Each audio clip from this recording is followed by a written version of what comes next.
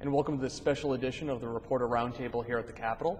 I'm joined by Susan Arbetter of the Capitol Press Room in WCNY, Casey Seiler, State Editor of the Times-Union, and Mike Gormley, EP Bureau Chief. So guys, we had a pretty busy week here, and it started off with Mike's story on the introduction, or possible soon-to-be introduction, of a Tier 6 pension reform. Mike, why is the governor doing this now? Well, the governor's noticed that if taxpayers want to look at one thing that was driving up their local tax bills and even state taxes, it's pension. The pension is massive, the cost for government. So Governor Cuomo looked at this and said, we have to make a change. Just like in the private sector, most companies already have. Tier 6 pension plan would be, if it gets through the legislature, which is a big if, require people to work longer, pay more into their pensions to get their state pensions. And it'll be a reduced kind of pension for state and local government workers. It's a big amount of savings, to $93 billion over 30 years. Over 30 years, right. Nothing early on, but that's a huge amount of savings over the years. And we just did a Tier 5 a year ago that was going to save, I think it was about $30 billion. So this is a massive change that the governor's proposing. Casey, what's the response from unions on this? It's not good. Not good. No, they haven't liked it at all. Danny Donahue put out a very brief and very blunt statement, basically saying that the fact that this is even on the table, the proposal itself suggests that the governor doesn't care about working people, which is, of course, gamesmanship, a lot of it directed towards his own membership, but at the same time, it's indicative of the fact that the unions see it as the governor putting yet more kind of chips on the table in the negotiations. And this comes during those negotiations. Yes. And we should say they're separate from the negotiations. These are or multi-year contracts that they're negotiating. Right, exactly. And only this morning, we're on Friday morning, in talking to Fred Dicker, the governor said that we are, I believe the phrase was, a couple of weeks away from having to move towards layoffs if those negotiations don't bear fruit. Yeah, Susan, I mean, it definitely complicates the negotiations with the unions right now. That's what Steve Medeiros of CSEA said. That's right. I think the governor is trying to endear himself to the unions, clearly,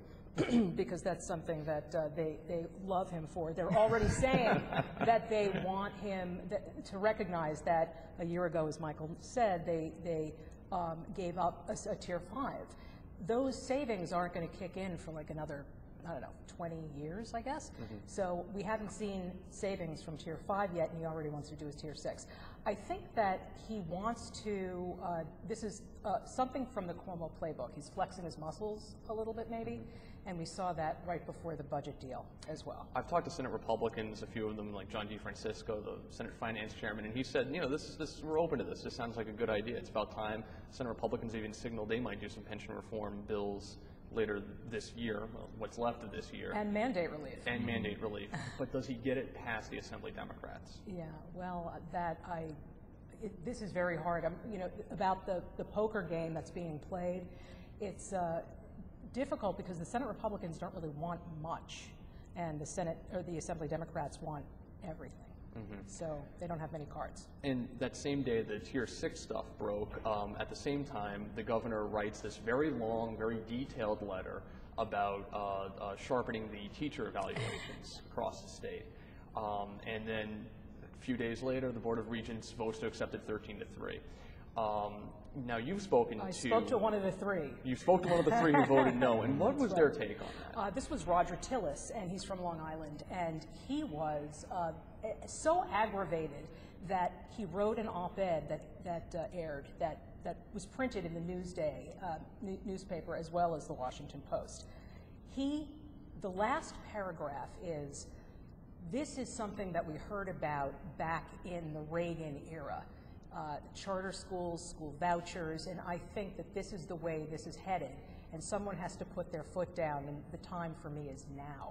I mean, he's really drawing a line in the sand. He says that standardized tests do not accurately reflect how much a student learns, and that teachers cannot be judged or evaluated on standardized tests that students take unless they are a specific kind of test, and that specific kind of test has not been basically required by these evaluations. And it's not just standardized testing that the revised regs focus on, but it's also teacher tenure. which Yes. is a very big deal for teachers unions, especially NYSA.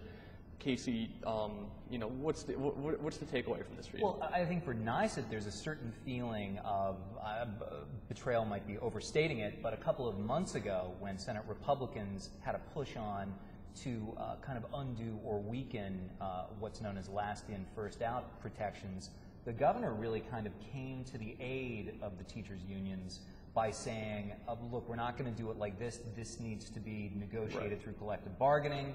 But we are going to move forward with these evaluations, and NYSA praised him for taking this kind of middle ground. Their reaction to Cuomo's sort of custom tailoring of the evaluations was much stronger. And NYSA also worked very closely with the State Department of Education to work on these teacher evaluations before the governor got involved. Exactly. One thing that was also interesting, Mike, was Mayor Bloomberg put out a statement praising the teacher evaluation proposed by Cuomo as well. Does the governor, what's the governor's overall strategy here in focusing on tenure standardized tests as an overall rubric for evaluations? Well, New York City Mayor Bloomberg came out with this early on. He's been pushing for this all along. Use the standardized tests. The teachers union have a good point. The tests weren't designed to measure teachers at all. They're not made for that at all. But Mayor Bloomberg and Governor Cuomo are saying, hey, look at where New York is falling as far as performance. Look at how we've added teachers. Look at how the cost, the really unaffordable cost of education. We've got to do something. And it's important to note that the teachers unions have come along in the past. 10 years ago, when they started talking about accountability of schools, people were up in arms. Now there's a lot more accountability to schools now, testing, that type of thing. The race to the top, though, may be in jeopardy at this point. New York is going to, is getting a grant. Right. But now NYSA, if they want to, they can stand in the way of any sort of implementation of these teacher evaluation standards. They're also, I hear that there is a lawsuit in the works against the regents. And that really would, trying to stand in the way of that race to the top money would really be a nuclear option, especially considering the fact that NYSA and groups like the Alliance for Quality Education and others are already up in arms about cuts to education that were sustained in the new state budget. So it's hard to imagine that the unions would be able to stand in the way of, what was it, like $400 million? And they want that money too. You have to imagine. I mean, everybody would want that money. How can you turn down This is a much bigger deal than what we're looking at right now. What Governor Cuomo has done has stepped into an area where few politicians have ever tried. Mayor Bloomberg has come the closest. It's interesting. New York is different than most other states. In the AP, we know this because we cover the country. But the idea that the unions are so involved in all of these educational requirements, curriculum, and everything is foreign to other states. You might see with what Andrew Cuomo is doing here is going to lessen the influence of the teachers' unions in education. That's interesting. And we should maybe take a holistic approach to all this and tie it together. Tier 6, the teacher evaluations, the governor's relationship with unions, I think it's fair to say, stinks right now. He ran into some serious trouble with Council 82, which is a small law enforcement union that he got an agreement with and then seems to have fallen apart in the last couple of weeks. There's now a breakaway faction going away from Council 82 because they don't like the concessions that were made. He's still trying to thread the needle with CSEA and the Public Employees Federation to get $450 million in workforce savings. How does that accomplish? Are there going to be layoffs, Casey?